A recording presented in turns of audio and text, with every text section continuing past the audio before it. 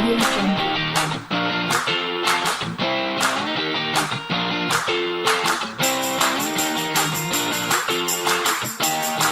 Audio Jungle.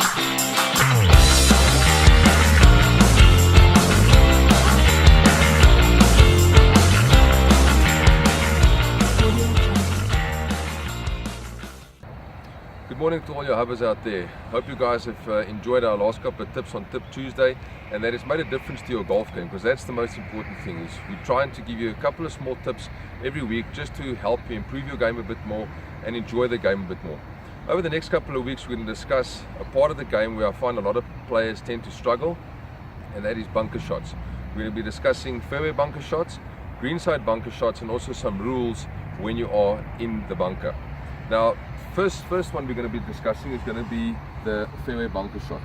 Now, when I get to the bunker and I see my ball has finished in the fairway bunker, very important, and the first thing you want to try and remember when playing a fairway bunker shot is you want to try and hit the ball as clean as possible.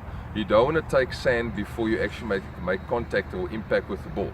If I hit too much sand, I'll duff the shot, the ball won't get much distance, it'll just sort of fall out of the bunker. So I'm really looking to try and hit the ball as clean as possible. Now, when I step into the fairway bunker, the first thing I need to look at is obviously my yardage to the green. At this point in time, I've got about 160 meters to the green.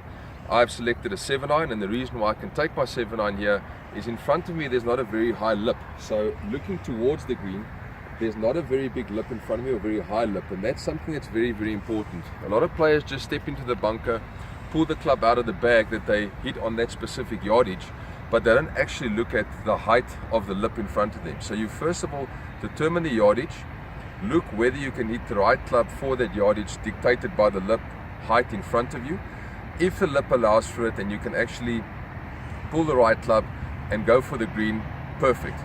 If the lip is too high, which you'll see a lot of times if you look at British Open bunkers, they've got very sort of pot style bunkers, very deep bunkers.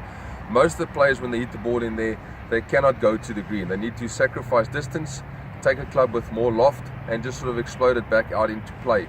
Almost play like a greenside bunker shot when they're in that scenario. But in the bunker where I'm faced with today, I don't have a high lip in front of me. I can select a club that I know is right for this yardage, and I can go to the green.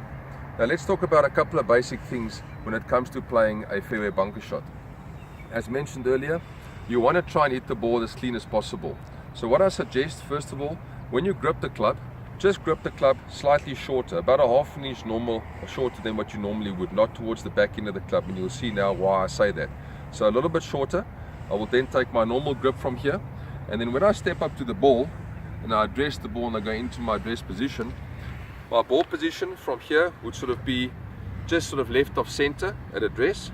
This is for the 7-iron now. And the thing I see a lot of amateurs do wrong is they place the club very close to the sand right behind the ball.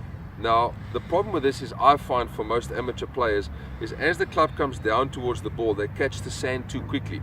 So what I suggest, I want you to do is actually hover the club just sort of on the back of the ball, almost on top of the ball. As you can see there, my club's going to start quite a bit higher away from the sand instead of having it very close to the sand.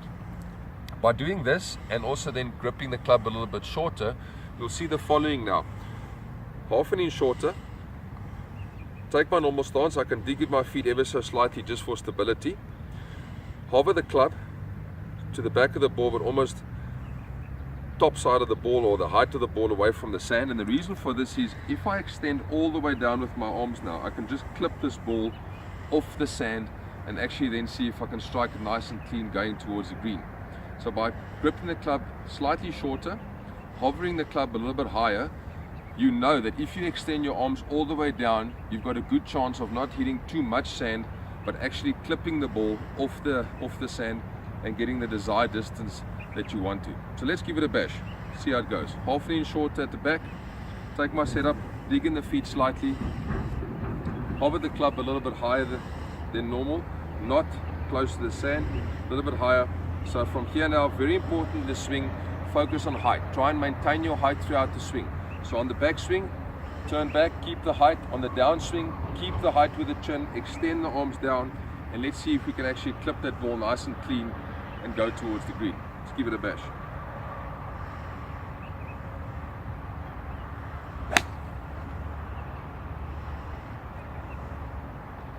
caught that one slightly heavy, just caught the sand first before I hit the ball, but it wasn't a very steep angle of attack. I just clipped the sand, the ball's finished up just short of the green, I'm in play, I can carry on from there, maybe up and down for a par, but the big key there is I didn't catch too much sand as a dove shot.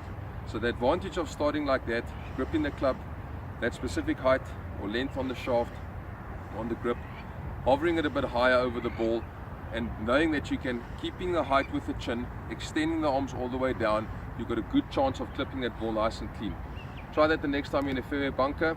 I'm sure that'll help you a lot.